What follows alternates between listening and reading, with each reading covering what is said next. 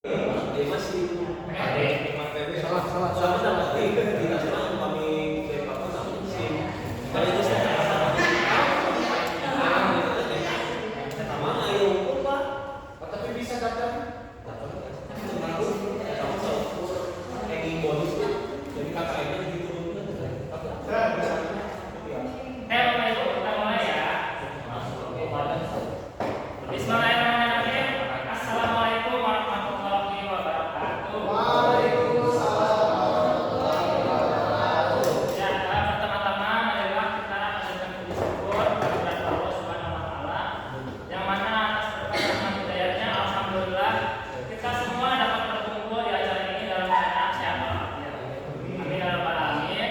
Shalawat beserta salam semoga selalu tercurah limpahkan kepada junjungan besar Yesus Nabi Muhammad sallallahu alaihi wasallam, kepada keluarganya, sahabatnya, dan mudah-mudahan sampai kepada kita selaku umatnya yang senantiasa selalu berusaha menjalankan semua sunnahnya. Oke, sebelum saya mulai, izinkan saya berpantun dulu. Seperti biasa Bapak Ibu minta hanya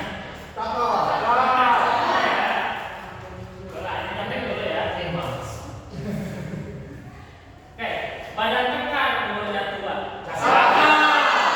Bawa pacu, bertani. Apa kabar hadirin semua? Selamat datang di acara ini. Saya mau balas. Oke, pertama-tama saya aturkan terima kasih kepada Bapak Ibu semuanya yang sudah meluangkan waktunya untuk mengikuti acara ini. Saya tahu Bapak Ibu semuanya sibuk ya, punya kegiatan masing-masing, tetapi dengan kehadiran Bapak Ibu di sini sangat membantu sekali buat saya. Oke, di sini kita mau ngapain, ada yang tahu? Ya, kita akan berbagi praktik baik ya Bapak Ibu ya. Di sini sudah ada temanya di sini. Sebelumnya saya memperkenalkan diri dulu. Ya, di sini nama saya Imam Muslim, sudah kenal ya. Tapi di sini saya memposisikan diri sebagai CGP, yaitu calon guru penggerak anak-anak.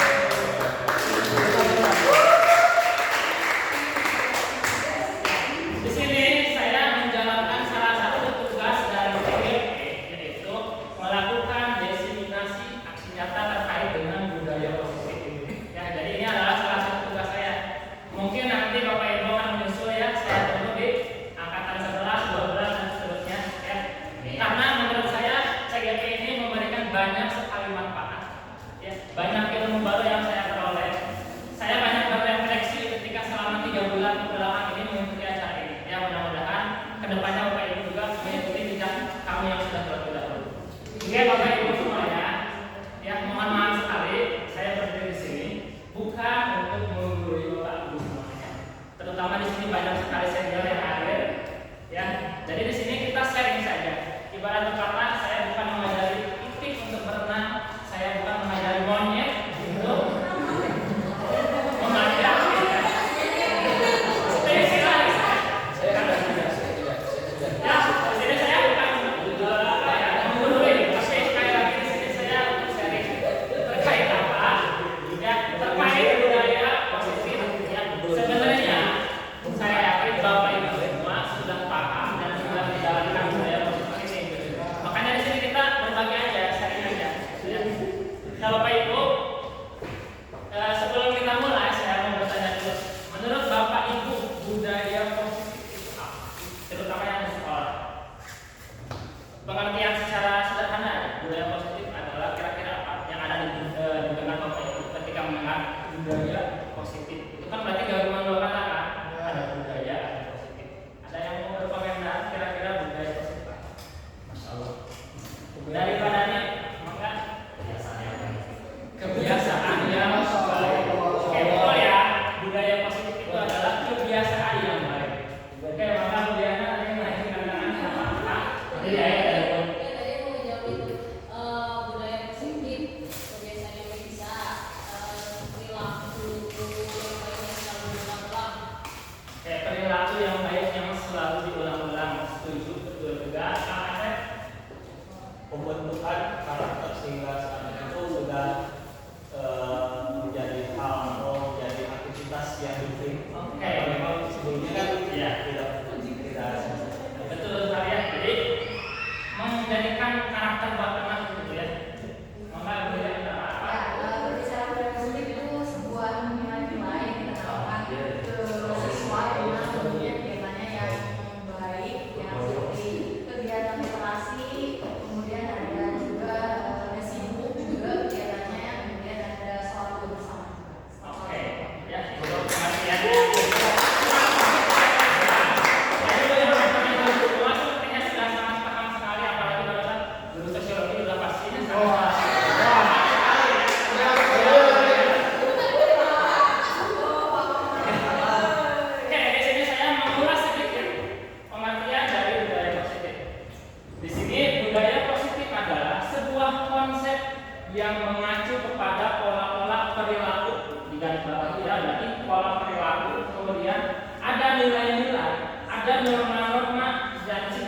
yang mendukung pertumbuhan, perkembangan, kesejahteraan individu atau kelompok. Nah, di sini budaya positif ini dapat terbentuk melalui kerjasama, dapat diperoleh dari faktor-faktor seperti pendidikan ataupun agama ataupun sejarah. Ya, jadi perilaku positif yang sesuai dengan norma itu disebut budaya positif. Nah, kita gimana caranya supaya sekolah ini ada atau muncul budaya positifnya atau melekat di anak-anak kita? Itu adalah tugas kita semua. Di sini kita akan bahas, mudah-mudahan menjadi pencerahan gitu ya, apa yang harus dilakukan supaya terbentuk budaya positif di sekolah. Nah, di sini seperti yang kita ketahui, tugas guru di sini adalah bukan hanya mentransfer ilmu ya Bapak Ibu ya. Tugas kita semua itu bukan mentransfer ilmu saja kepada anak. Misalkan saya guru matematika, tugas saya bukan hanya mengajarkan tambah, kurang, kali bagi ke anak. Kalau anak ini belajar itu, mereka dapat memperoleh dari cara yang lain yang lebih efektif mungkin. Bisa dari YouTube, bisa dari les-les dan seterusnya ya. Kalau tujuannya ilmu itu aja. Tetapi di sini sekolah itu adalah pendidikan yang dibentuk bukan hanya pengetahuannya, tapi rasanya juga. Ya, jadi gimana caranya supaya anak itu keluar dari sini memiliki karakter yang baik sesuai yang kita harapkan. Jadi tugas utama kita itu ya, bukan mengajarkan materi saja, tetapi membentuk atau mengembangkan perilaku positif dari anak. Ya, setuju Bapak Ibu? Setuju ya.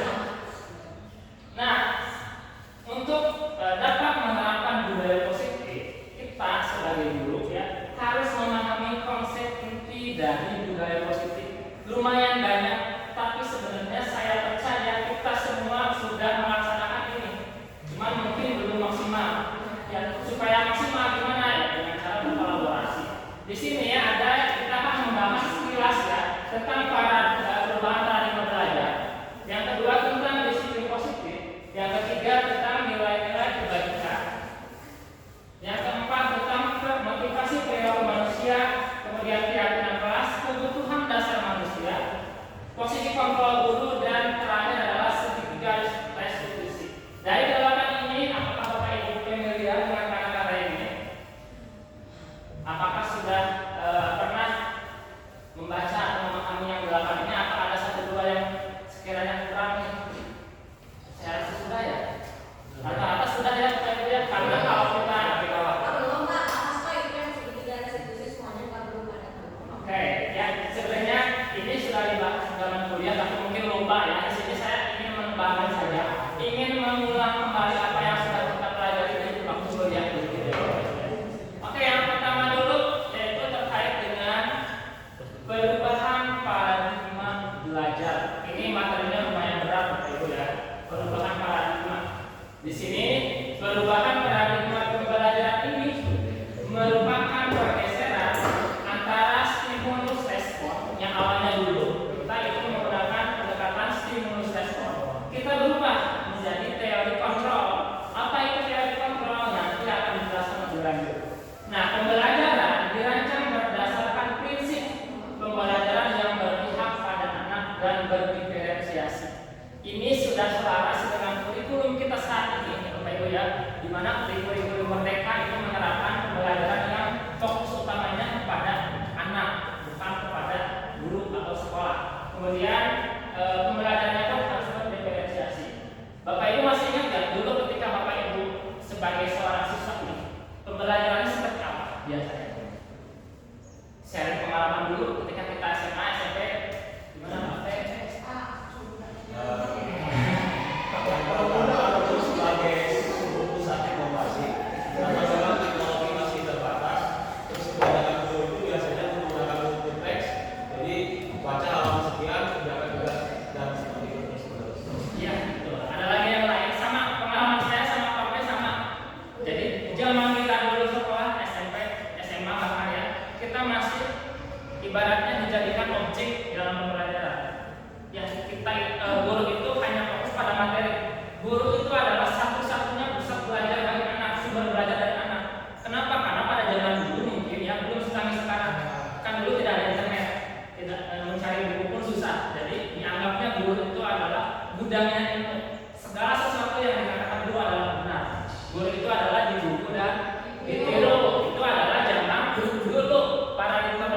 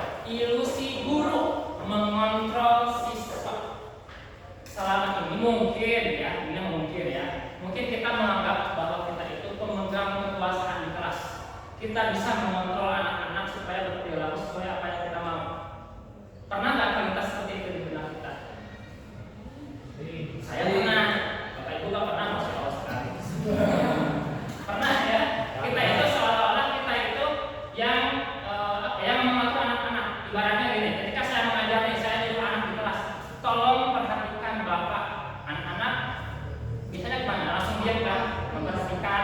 Nah, menurut Bapak Ibu apakah benar kita yang mengontrol itu atau tidak? Tidak benar. Seolah-olah kita yang mengontrol mereka supaya diam, padahal bukan seperti itu konsepnya. Jadi konsepnya itu anak yang membiarkan dirinya untuk dikontrol oleh kita.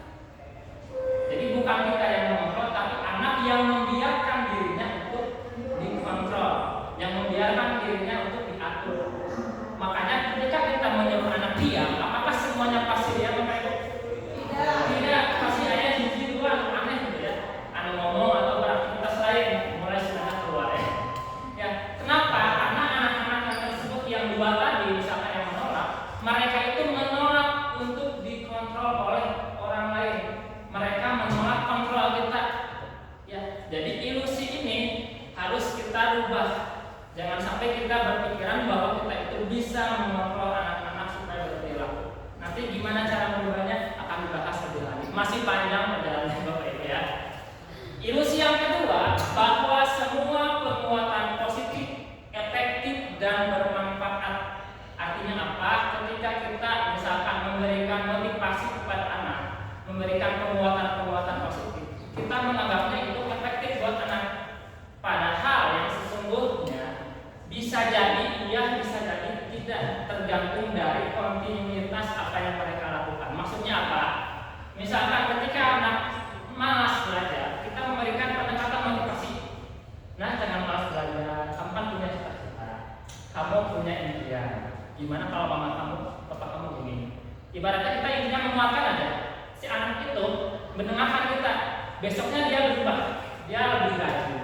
Selama kita yang mengajar, dia berubah, dia jadi soleh. Pernah nggak Bapak Ibu? Ketika anak-anak mulai itu, kenapa saya mas selalu baik? Pernah nggak seperti itu?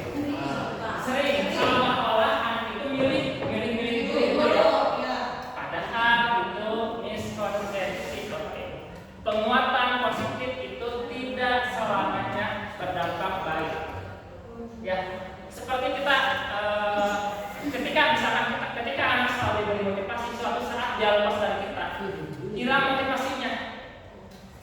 Ya, jadi karena terbiasa kita motivasi terus ketika itu berbuat sesuatu, tiba-tiba kita berhenti memberi motivasi, tiba-tiba anak pun berhenti berkelakuan yang seperti kita harapkan itu. Jadi motivasi itu belum tentu berhasil, tergantung dari anaknya sendiri. Ya, seperti itu.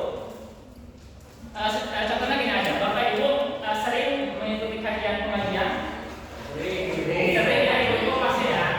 Nih misalkan sebut saja itu ibu itu suami itu harus nurut, harus jadi istri soleh.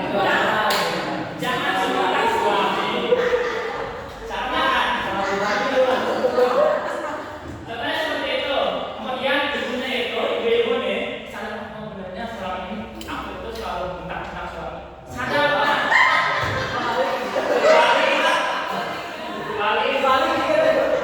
Sadar, cuma sadarnya itu biasanya gimana?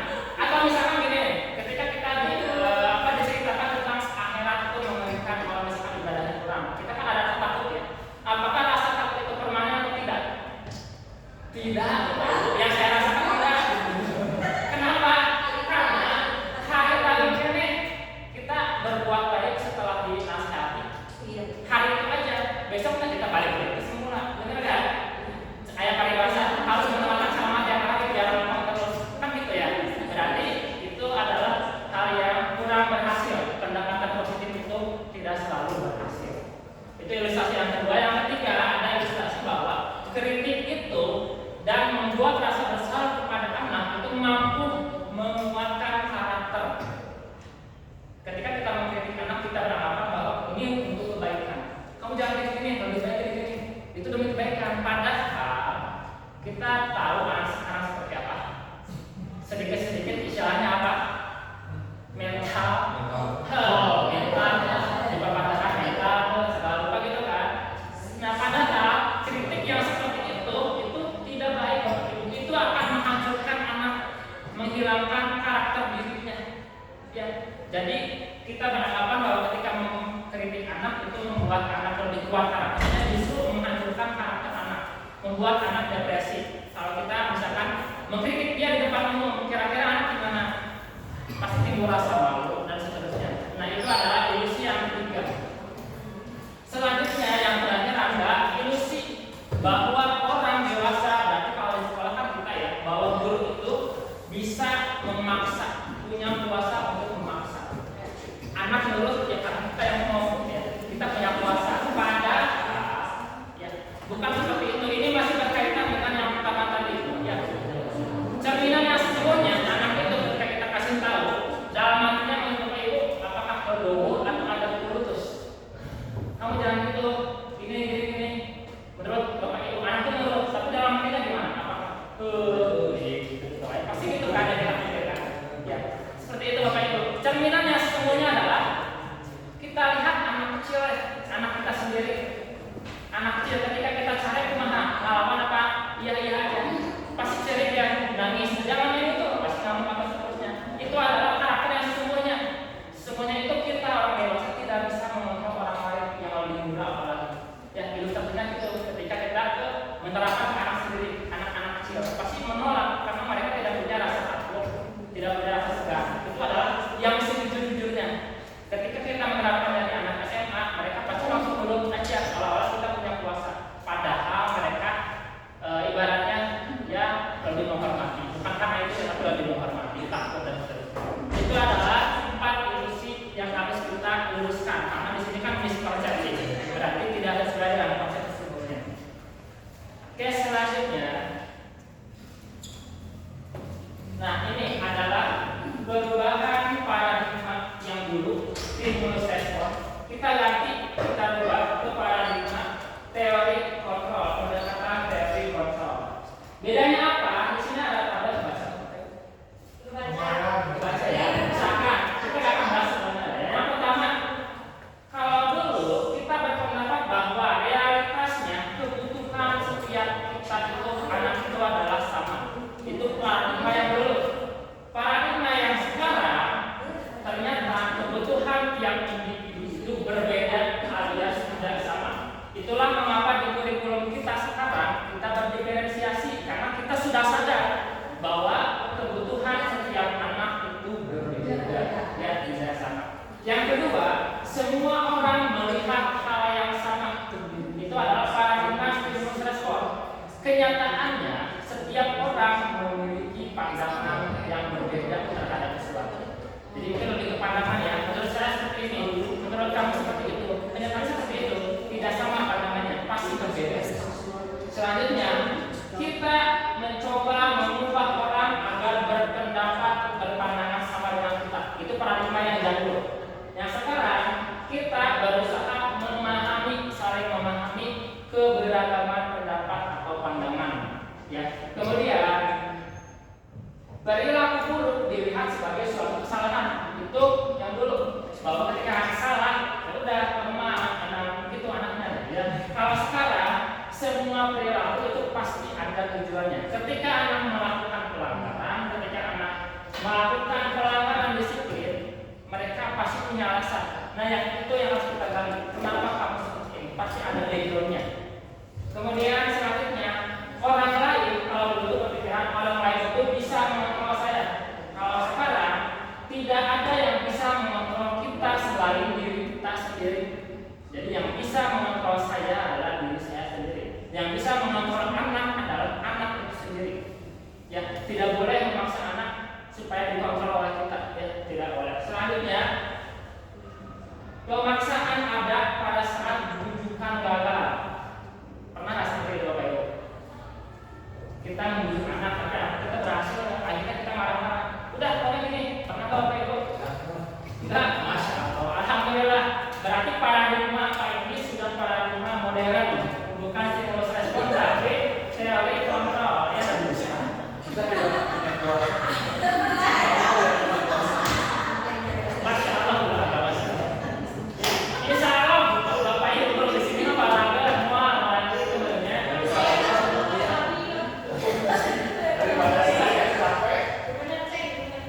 Oke, kemudian yang terakhir, kalau stimulus respon itu model berpikirnya itu kalau nggak menang ya pasti kalah. Ya, kalau nggak kalah ya pasti menang salah satu. Tapi kalau teori kontrol itu tidak ada istilah kalah, semuanya menang. Ya, nanti kita akan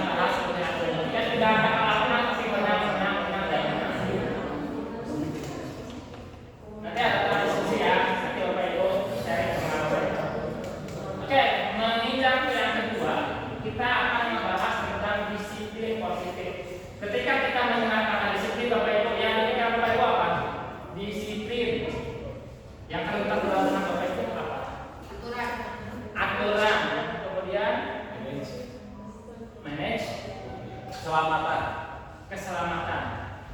Selamat. Disiplin itu untuk keselamatan anak itu. Ya. Oke, ya. Tidak ada yang salah, semua jawaban benar ya Bapak Ibu ya.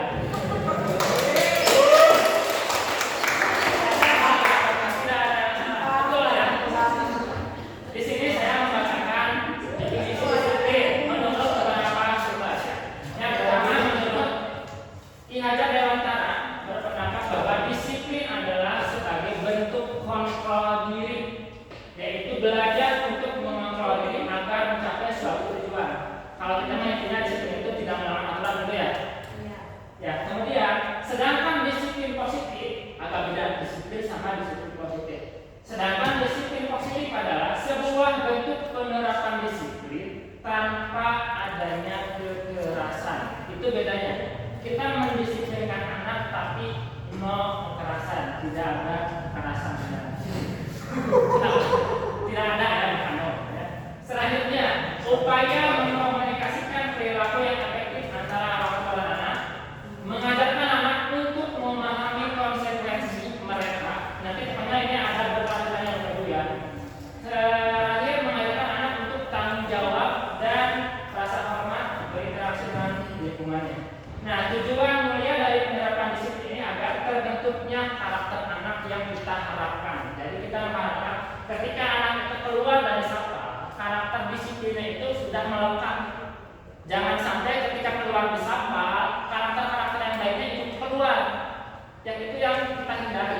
Jangan sampai anak disiplin hanya ketika ada di sekolah saja. Tetapi bagaimana caranya supaya anak selalu berdisiplin dimanapun anak itu berada. Itu adalah disiplin positif, ya Bapak Ibu. Nah, disiplin positif ini tujuannya apa? Kalau di sekolah kita kan ada nilai-nilai kebajikan di sini ya. Nilai-nilai kebajikan itu secara materinya adalah nilai yang disepakati secara bersama, lepas dari suku bangsa, agama ataupun bahasa latar belakangnya. Ya. Sedangkan kita karena kita ada di lingkungan sekolah, kita fokusnya mungkin ke profil yang pertama aja. Ini sebenarnya banyak, bukan profil pelajar Pancasila aja, ada 8 kalau salah. Saya mengambil satu aja yang ini. Ya, jadi tujuan disiplin itu kemana? Supaya anak memiliki karakter profil pelajar Pancasila. Gimana caranya disiplin positif itu bisa menghasilkan karakter profil pelajar Pancasila? Ada berapa karakternya? Ada berapa poinnya? Ini udah pemeja ya. Kemarin baru beriman, pasti tahu lah ya profil pelajar Pancasila. Ada poin beriman, takut kepada Tuhan, beralhamdulillah, mandiri, bernawar kritis, berkebinekaan global, bergotong royong dan kreatif. Ya, jadi tujuan disiplin positif itu adalah untuk menggapai karakter yang diharapkan oleh profil pelajar Pancasila. Itu ya. Salah satunya kita sudah melaksanakan P5 insyaallah ya. Sedikit demi sedikit nanti karakter anak akan berubah. Sama yang yang penting ada kolaborasi, ada pemahaman yang sama itu antara kita. Jangan sampai kita sendiri pun pendidik beda pemahamannya atau beda pandangannya, harus disamakan dulu. Selanjutnya ini terkait dengan teori motivasi perilaku manusia. Ini menarik ya, nanti saya tanya Bapak Ibu ya. Di sini ada 3 teori motivasi manusia. Ketika manusia melakukan suatu perbuatan, pasti ada alasannya. Alasannya ada 3 ini. Apakah alasannya yang pertama untuk menghindari ketidaknyamanan atau untuk menghindari hukuman? Alasan pertama. Alasan kedua untuk mendapatkan imbalan atau penghargaan atau reward. Apakah itu?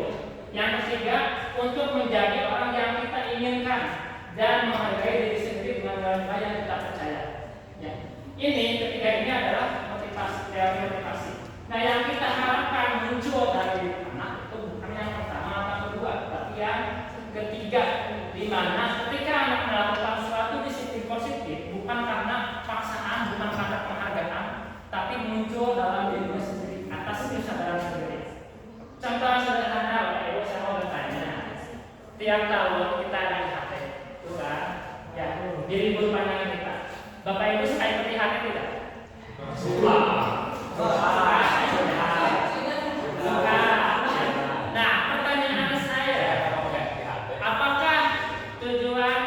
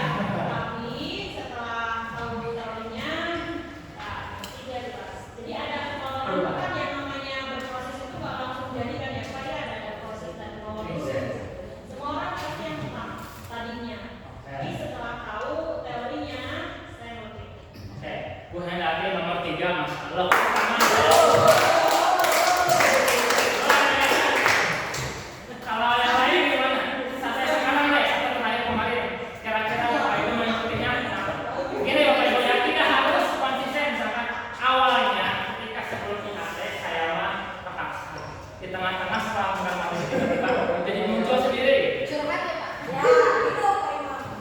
Ya karena Miss Fitria gimana? Nanti sini dulu. Terus Imam sendiri mau cek buat apa? Oke, balik. Awalnya kan anak itu ya, juga motivasi perilaku menghindari ketidaknyamanan hukuman ya. Maksudnya untuk kalau kewajiban kita sebagai ASN kan salah satunya harus ada poin pengembangan diri ya Pak. Nah itu harus memang karena untuk apa? Training skill kita udah pasti ya. Kita nggak bisa harus ya kita kan harus mengajar anak tuh sesuai zamannya. Nah kita harus nambah skill kita nih untuk ngajar zaman sekarang itu kan kayak gimana pasti harus nambah skill kita. Nah yang kedua adalah itu udah pasti itu udah apa ya namanya itu udah kewajiban lah untuk kita sebagai dunia. Nah yang kedua adalah nah kita kan ada apa ya kita tuh ada level-levelnya dalam hidup itu punya level-level ya maksudnya ya kalau dihubungkan dengan teori Maslow itu mungkin yang terakhir adalah untuk self actualization untuk aktualisasi diri karena kita sudah mengachieve sesuatu kebutuhan dasar kita sudah terpenuhi kita sudah berada di zona nyaman tapi akhirnya adalah kita memerlukan adalah self actualization. Itu luar biasa sekali ya. Kalau misalnya itu luar biasa. Jadi tidak ya pada belum terus ya bukan karena adanya paksaan. Awalnya ya, salah satunya kan memang paksaan juga ya. Tapi kan memang kita butuh itu untuk membangun diri. Karena yang betul rasa.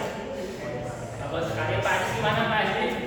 Beriringan aja kalau bagi saya pribadi kasih satu pasar yang sangat berbeda. Dia pakai kata misalkan dibagi-bagi mungkin 40% yang pertama, ya kan? Sisanya itu yang kedua dan yang ketiga.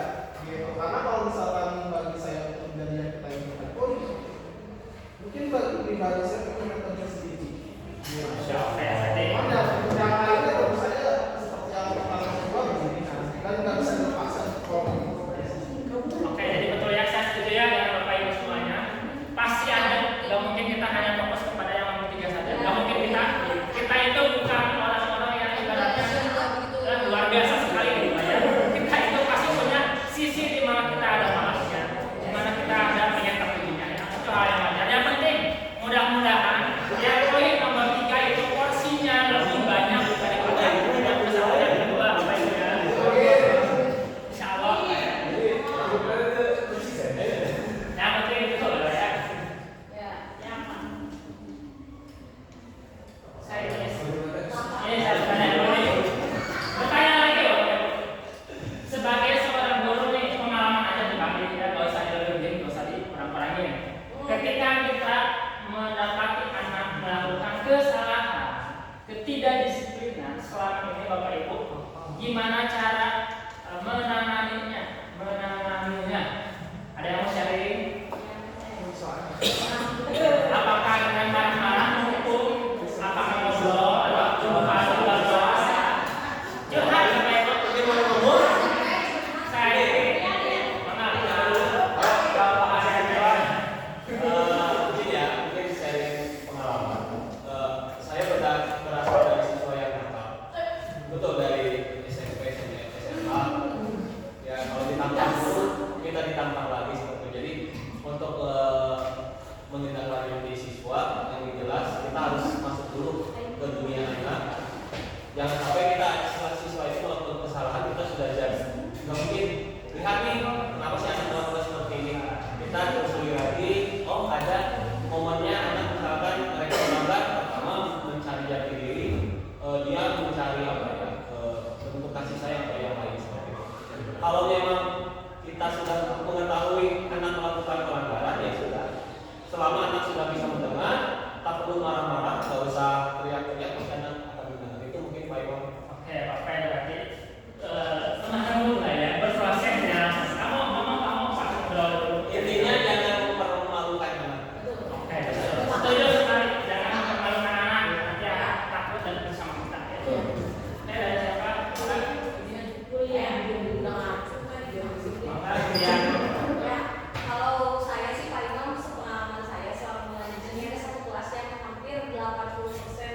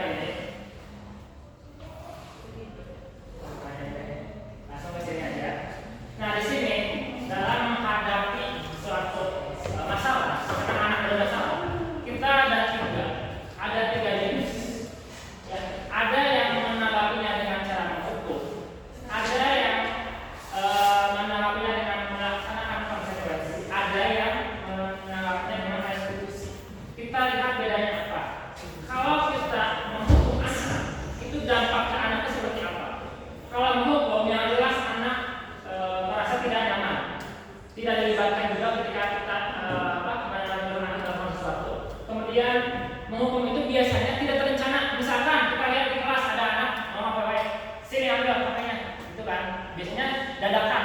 Anak yang lewat terus keluar dari kelas itu adalah menghukum. Ya, tidak cocok dibandingkan saat ini, Bapak Ibu ya. Jangan sekali-kali dilakukan. Kenapa? Karena bisa membuat anak justru balik ke kita, membenci kita. Ya, itu kan yang kita hindari. Jangan sampai keberpahaman kita dalam mengajar rusak gara-gara itu. Ketika ada anak yang merasa dirinya dihina di depan orang lain, gitu ya. Kemudian hukumannya biasanya fisik. Kalau nggak fisik pasti verbal. Lebih menyakitkan mana menurut Bapak Ibu? Karena sama-sama menyakitkan, tapi verbal bisa luar biasa, gitu ya. Makanya hati-hati ketika kita berbicara, terutama ke anak. Jangan sampai kita berbicara yang bikin anak benar-benar hancur, ya, merasa dirinya dihina dan seterusnya. Itu hukuman. Insya Allah saya tidak pernah menemukan guru di SMA ini melakukan yang seperti itu. Insya Allah. Ya. Kemudian yang kedua ada konsekuensi. Pasti ada ya, pasti tidak ada. Konsekuensi. Kalau konsekuensi, dia sifatnya sudah terencana, ya, sudah disepakati awal. Tetapi konsekuensi tetap membuat anak tidak nyaman. Misalkan kita tahu anak itu ketika tidak mengerjakan PR, mereka sudah ada kesepakatan dengan kita, yaitu misalkan keluar kelas, tetap kan anak tidak nyaman. Ya, ketika mereka dipisahkan dari kelompoknya, itu konsekuensi. Kemudian sikap guru selalu memonitor siswa. Jadi ketika anak salah langsung tahu kan konsekuensinya apa? Kayak diawasi dengan salah satu langsung, kayak gitu ya. Itu konsekuensi. Yang terakhir ada yang namanya restitusi. Ini yang kita harapkan. Restitusi ini adalah ibaratnya ngobrol. Ketika anak punya masalah, kita bersama-sama cari solusinya. Apa sih yang menyebabkan kamu seperti itu? Kenapa seperti itu? Apakah ada alasannya? Menurut kalian, ketika kalian melakukan itu, apakah bermanfaat atau tidak buat kalian? Jadi kita menggali informasi, membuat anak nyaman dulu. Jangan sampai belum apa-apa udah diamalkan. Otomatis jangan cerita, ya, membuat anak nyaman, diskusi dan mencari solusi bersama. Kalau bisa, solusinya itu muncul dari anak. Ya, jadi gimana caranya kita supaya memancing anak untuk menyelesaikan masalah tersebut? Ya, itu restitusi. Nah ini bedanya antara hukuman, konsekuensi dan juga restitusi. Kita akan bahas semua ya, kelamaan ya. Yang pertama, kalau hukuman itu membuat anak itu memiliki identitas yang gagal. Mereka jadi tidak percaya diri, mereka menjadi pemarah, mereka menjadi pendendam. Itu kalau hukum. Ya, menghukum itu adalah sesuatu yang menyakitkan yang pasti harus terjadi. Sedangkan kalau konsekuensi sesuatu harus terjadi. Sedangkan restitusi itu merupakan pilihan, ya, bukan harus terjadi atau tidak terjadi, tapi pilihan. Kemudian yang kedua, kita sengaja masuk ke untuk yang poin keempat. Kalau hukuman, anak itu pasti merasa tersakiti, nyeri hati, ya, kalau dihukum. Tapi kalau konsekuensi, murid atau anak dibuat tidak nyaman aja, nggak sampai buat anak down gitu ya. Beratnya siapa pendatang di luar itu kan anak tidak nyaman karena kan sudah ada kesepakatan gitu ya, kalau konsekuensi ya, membuat anak tidak nyaman aja, tapi tidak menyakiti. Yang sedangkan kalau restitusi itu adalah anak mendapatkan penguatan. Penguatan di sini apa? Ketika mereka melakukan kesalahan, anak tahu bahwa itu salah dan anak mau memperbaikinya. Jadi anak lebih kuat karakternya. Oh, ketika saya seperti ini saya salah. Cara memperbaikinya seperti apa mereka sudah tahu. Itu adalah restitusi. Ya, itu bedanya. Kemudian untuk yang menghukum, ketika kita menghukum, biasanya anak itu cenderung menghindar. Cenderung ibaratnya di sini murid atau anak belajar untuk menyembunyikan kesalahan. Ya, mencontek kayak tidak padahal dia mencontek. Disuruh kita lah gitu ya. Kalau menghukum pokoknya dia anak itu menyembunyikan kesalahan. Sedangkan kalau konsekuensi, anak itu belajar taat atau patuh terhadap aturan yang ada. Itu bedanya. Sedangkan kalau yang restitusi itu anak itu belajar memecahkan masalah atau problem solving. Ya, belajar memecahkan masalah. Itu bedanya. Ya, kalau yang pertama anak jadi menyembunyikan kesalahan. Kalau yang konsekuensinya anak belajar taat saja peraturan. Kalau yang terakhir itu anak bukan hanya taat, tapi juga sadar dan mau mengucapkan masalahnya. Itu perbedaan antara hukuman, konsekuensi, restitusi. Bapak Ibu selama ini menggunakan cara yang apa? Apakah menghukum atau konsekuensi atau restitusi? Bapak Ibu restitusi, masya Allah. Ya berarti sudah ya. Boleh lagi. Seperti yang tadi saya share di awal, saya itu hanya sharing, ya, bukan mengajari, karena saya yakin budaya positif ini sudah dilaksanakan. Ya setuju ya, Bapak Ibu sudah melaksanakan budaya positif ini. Ya kita hanya untuk sharing aja.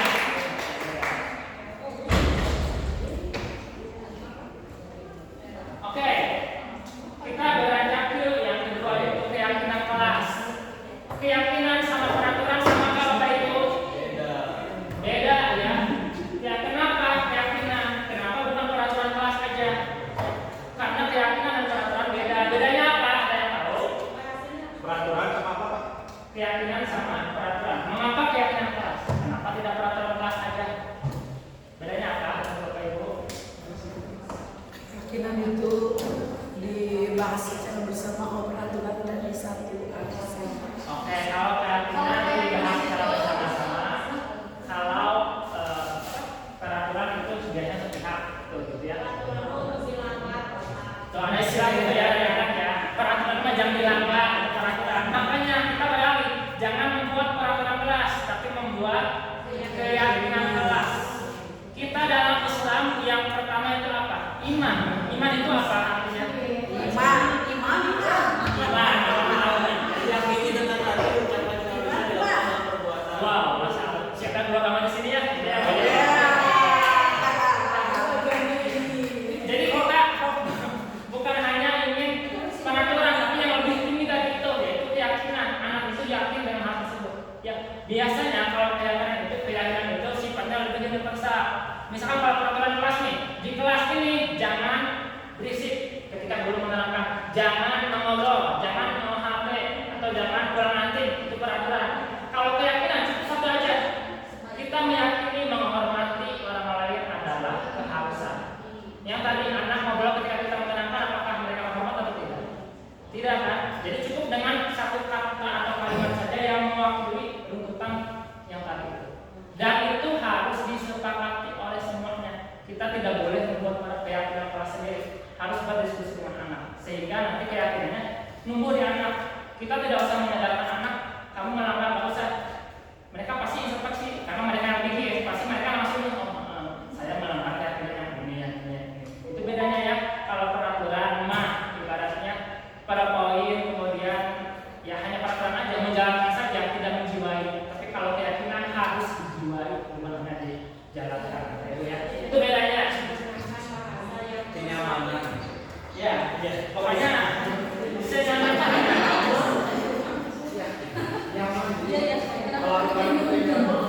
Ikhlas gitu ya, ikhlas ya, bukan hanya dikoreksi tapi karena itu keyakinan kita. Nah ini sifat-sifatnya ya. Berarti kenyaman. Keyakinan kelas itu sifatnya apa? Kemudian berupa pernyataan oleh saya tadi ya, enggak berpoin dirinci.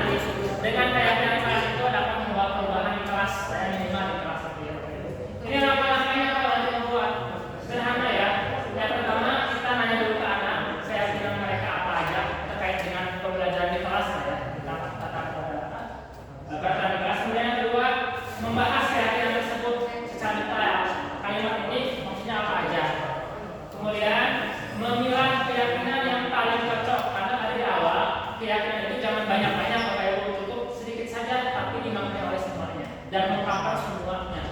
Kemudian mengubah keyakinan agar menjadi kalimat positif. Ya, jangan sampai ada kata-kata yang kesannya memaksa, tapi lebih ke persuasif yang mengajak. Kemudian menyepakati keyakinan kelas, ini yang paling penting. Ketika kita membuat keyakinan kelas, upayakan semua anak itu ada, sehingga nanti ketika misalkan suatu saat ada yang tidak sesuai dengan keyakinannya, sudah paham kenapa yang mana apa yang dilakukan. Tapi ketika misalkan yang kita membahasnya cuma 30 dari 35 orang itu, bisa saja yang lainnya tidak tahu dan tidak menyepakati. Ya, jadi upayakan nanti ketika kita bikin keyakinan kelas itu ada semua siswanya. Ibu ya.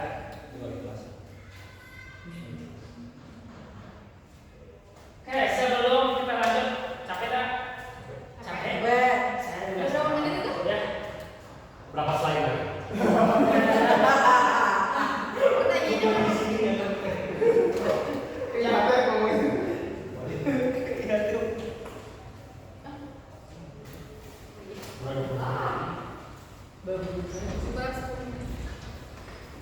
Nah, ini pembahasan yang saya suka ya ini.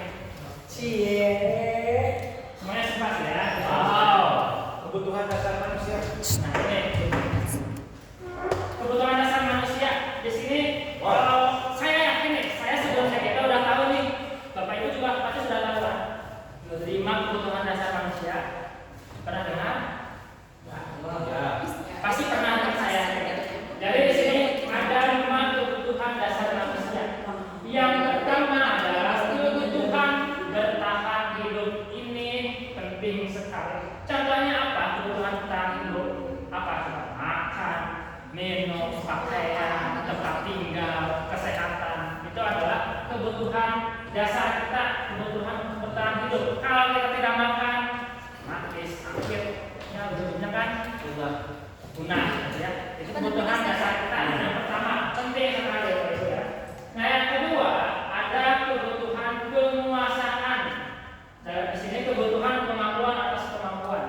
Jadi kebutuhan ingin diakui, ingin berprestasi, ingin menjadi pemimpin. Biasanya ada seperti orang yang selalu pengen jadi dominan di kelompoknya. Itu adalah dia berusaha memenuhi kebutuhan dasar yang kedua, yaitu penguasaan. Ya. Atau misalkan dia pengen selalu jadi pemimpin, pengen yang berprestasi, ingin selalu yang didengarkan. Itu adalah kebutuhan penguasaan atau kemampuan atas kemampuannya. Ya. Kemudian yang ketiga ada kasih sayang dan rasa diterima. Ya, itu sudah pasti ya. Kita semua pengen dicintai, betul kan? Betul. Kita semua pengen diterima. Betul.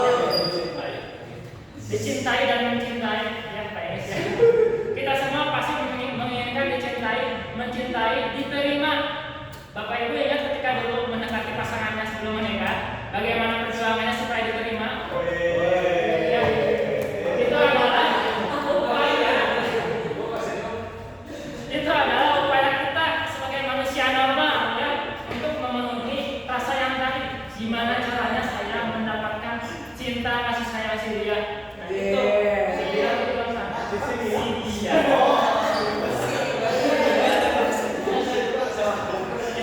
Jadi gimana caranya kita dapat diterima oleh dia sama keluarganya dan seterusnya.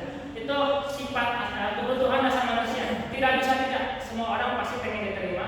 Semua orang pasti pengen dicintai.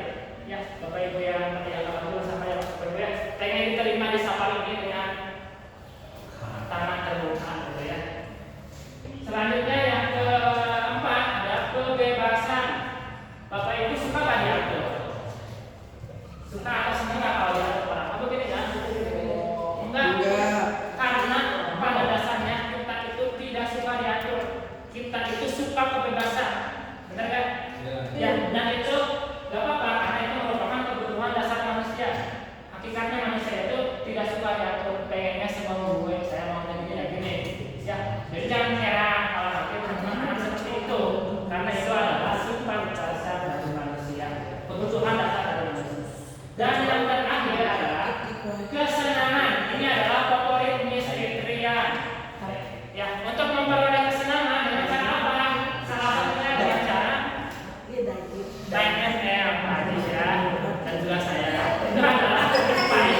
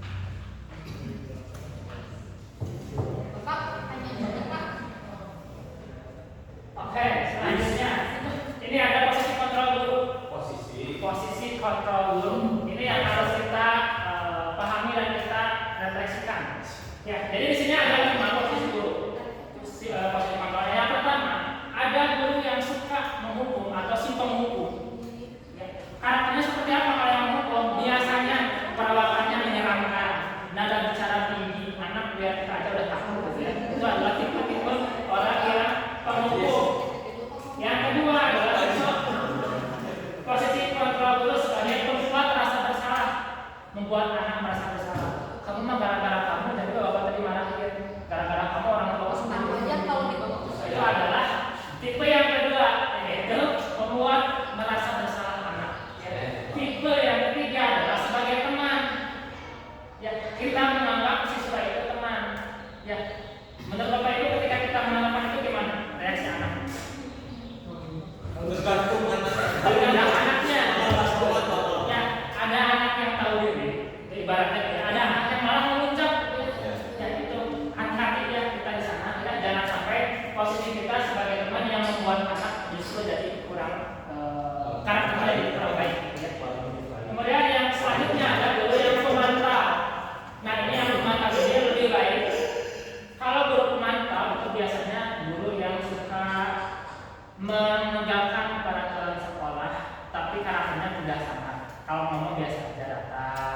Pokoknya kalau anak ada salah ya bilang aja konsekuensinya ini kan sudah tahu peraturannya kan, tapi tidak dengan marah-marah. Beda dengan penghukum. Kalau hukum tadi kan belum apa-apa udah emosi ya. Jadi kalau pemantau dia lebih kalem, tapi dia taat aturan aja untuk yang ada di sekolah itu. Yang terakhir adalah sebagai manajer, ini yang kita harapkan. Manajer ini bisa jadi teman, bisa jadi pemantau.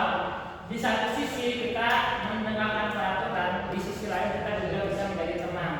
Jadi seimbang, jangan sampai kita berlebihan jadi teman, berlebihan jadi yang pemantau ini. Ya, supaya jadi manajer, dan apa sih biar anak itu merasa nyaman dengan kita dan mentaati aturan tanpa harus kita marah-marah. Ya, itu adalah yang kita upayakan. Gimana caranya kita sekarang posisinya berubah yang awalnya misalkan sebagai penghukum menjadi manajer. Di sini dibutuhkan kerjasama, dibutuhkan juga hati yang lapang. Ya. Kemudian sedikit lagi ya Bapak Ibu, sabar. Ini video kita skip aja. Nah ini adalah ciri-cirinya ya. Penghukum, pembuat orang bersalah, teman, pemantau dan manajer. Ya. Yang penghukum dan membuat anak merasa bersalah itu masuknya ke dalam motivasi eksternal. Sedangkan untuk yang teman, pemantau dan manajer itu motivasi internal. Ya. Artinya apa? Ketika anak melakukan suatu disiplin, anak itu melakukannya bukan karena aturan, bukan karena perintah, bukan karena takut adanya hukuman, tapi karena kesadaran dirinya bahwa melakukan itu adalah tidak benar. Ya. Itu yang kita upayakan. Yang pertama kita bahas satu dua poin aja ya. Contoh kata-kata yang diucapkan oleh si penghukum nih Bapak Ibu. Kalau kamu tidak melakukannya, maka nanti saya akan bla bla bla bla. Itu menghukum. Kalau kamu nggak gini, nanti kamu gini, itu menghukum. Kemudian kalau membuat orang merasa bersalah nih, kata-katanya, kamu sudah mengecewakan bapak ibu, kamu sudah mengecewakan orang tua kamu. Itu adalah tipe orang yang membuat orang lain merasa bersalah, gitu ya. Kemudian yang ketiga sebagai teman, lakukan, ayolah taat aturan demi bapak loh, ini bapak ya, supaya bapak tidak dimarahin terus terusnya. Itu adalah tipe teman. Jadi unsurnya itu seperti memaksa, tapi dengan cara halus, mengatasnamakan teman. Gitu ya. Kemudian ada yang pemantau. Kalau pemantau ya tidak poin aja, tapi dengan ada yang standar biasa aja. Kamu sudah melanggar, kamu tahu kan konsekuensinya apa? Itu tipe yang pemantau. Tidak dengan ada emosi, ya, tapi langsung aja. Apa itu ya? Insya Allah. Terakhir itu ya manajer. Kalau yang manajer ini kita lebih ke info kontrol. Kamu melakukan ini pasti ada alasannya kan? Ngobrol biasa aja. Kamu tahu kan peraturan sekolah itu seperti apa. Kemudian kamu keyakinan apa yang kamu lakukan, apakah sudah sesuai dengan keyakinan kamu atau tidak. Itu adalah tipe-tipe yang terakhir yang kita inginkan sebagai manajer. Deep house. Apa artinya saya apa? Pembicaraan yang dalam. Bahasa Inggrisnya salah.